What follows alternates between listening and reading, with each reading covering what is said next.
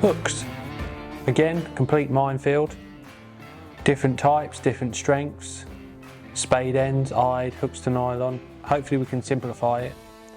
So you've either got eyed or spade end hooks. An eyed hook has an eye in it, so you use a typical blood knot or water knot on that. And then the spade end is a difficult knot to tie, which we might show you in another video. So we'll start off with eyed hooks. Barbed or barbless is the next question.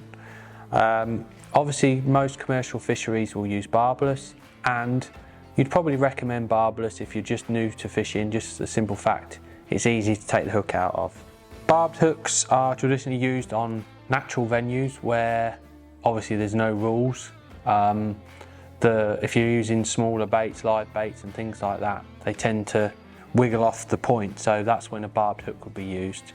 Barbless for 90% of your fishing pretty much, especially if you're a beginner.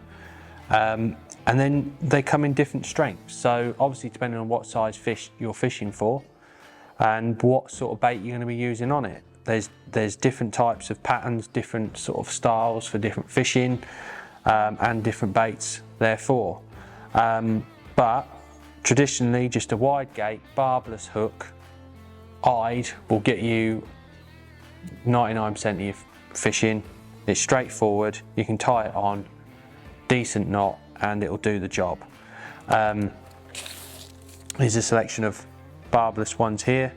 Obviously different sizes. The smaller the bait, the smaller the size. What a lot of people get complicated with is the size. So you would naturally think that a 10 is going to be smaller than a size 14.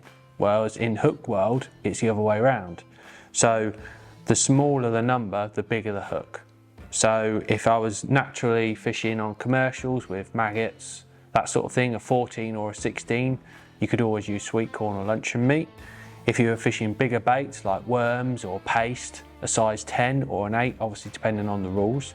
If I was going on a natural venue, just using pinkies, maggots, things like that, 16s, 18s, 20s is a good rule of thumb. The only time I'd go any bigger than that, obviously if you were into the specimen fishing where you're using really big baits to catch big fish. So we don't really need to talk about that. Obviously these are loose hooks. The other way that hooks come is already tied on nylon. So hooks to nylon. These are probably the easiest way of starting off. They come on lots of different cards, different lengths and things like that. But again, if you're asking the tackle shops, they'll tell you exactly which hooks to use for different venues and different baits. But like what I said about the loose, match them to the hook bait size and the size of the fish. So hopefully that simplified things. Any questions, obviously come and see us in the shop.